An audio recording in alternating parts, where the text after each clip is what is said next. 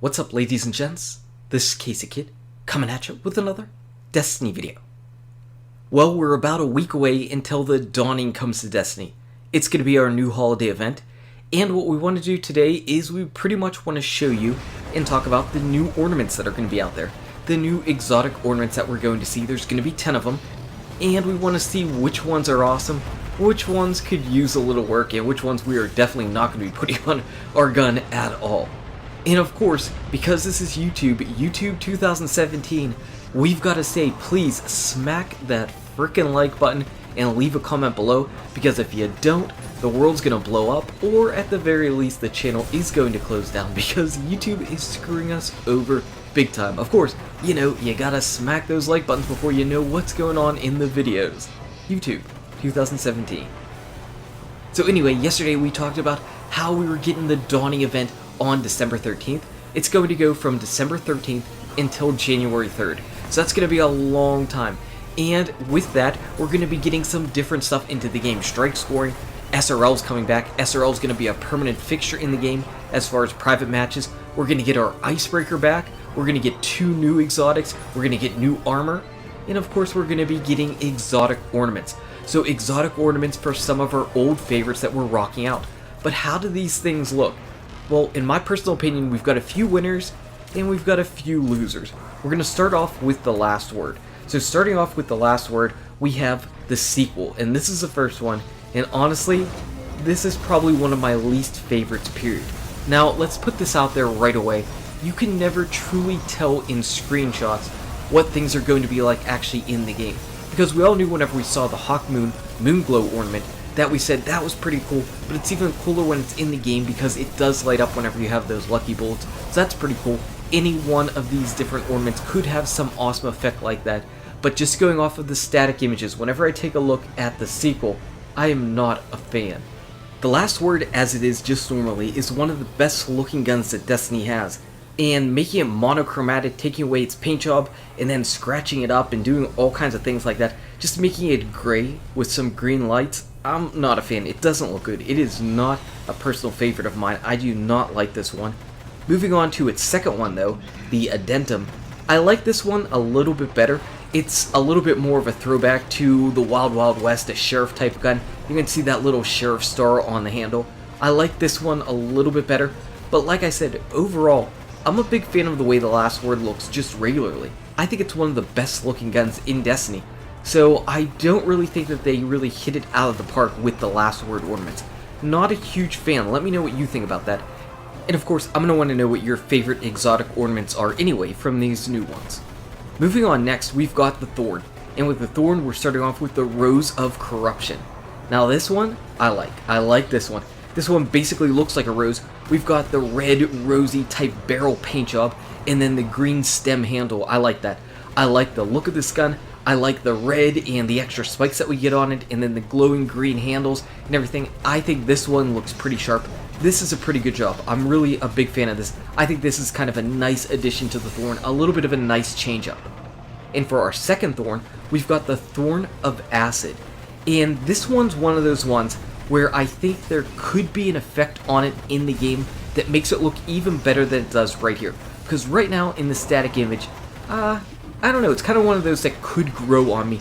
I'm not just absolutely dying for it right now, but if that front end of the barrel ends up lighting up like an orange fire type whenever you go ahead and start firing it off, or it starts heating up or something like that as you're carrying it around, that could really sell me on this ornament. Right now, it's kind of okay. I think I like the first Thorn better. I like the Rose of Corruption better than the Thorn, the Rose of Acid. So I like the first one a little bit better, but this second one, this one could potentially grow on me if it has one of those effects on it. Moving on to the Red Death, we're starting off with the Steel Witch. In this one, I don't know, not a big fan. I'm not a big fan because I don't understand what the overall theme of this weapon is supposed to be, what the theme of this ornament is supposed to be. It just kind of looks like they threw some different colors together, and that's basically it. Not really sure I understand what this is supposed to be about. Not a big fan of it. Not a huge fan of this one at all. Maybe if it has some type of other special effect going on with it, where those spikes happen to glow yellow, orange, something like that, That might change my mind a little bit, but overall with this static image, not a big fan. This doesn't really seem like it has that much of a theme going on with it. Conversely, we've got the White Witch, and this one, definitely I get this one, and I like this one significantly better than the last one. Overall, this one's a pretty cool thing. The Red Death, we scrap it, we make it all white, and then we make it bleed crying tears from all the deaths of the guardians and enemies that it killed before. That's cool. I like that. I really like that. So, White Witch, pretty cool. Some of the blood effects are a little bit iffy, especially around the handle, but we're not really going to be seeing that because we're going to be holding onto the gun. And what would be really cool is if the blood was actually moving and animated as we were carrying around the weapon. So it really was like it was crying as we were going ahead and killing enemies and guardians. I think that's pretty cool. White Witch, I like the theme of it, and I think it's a nice addition to the Red Death. So White Witch, definitely a winner. Moving on, we've got the Icebreaker, and Icebreaker's coming back, and it's getting 2 new ornaments. Starting off, we've got Nano Hands, and unfortunately, this one doesn't have a screenshot like the other images. But we're grabbing it from the video, and this one looks pretty cool. So basically the paint job, we've stripped it of its color and we made it all white. There's nothing really crazy about this gun, but for some reason it kind of speaks to me. You basically remove all the angular geometry off the barrel and you replace it with those white circular geometry pieces.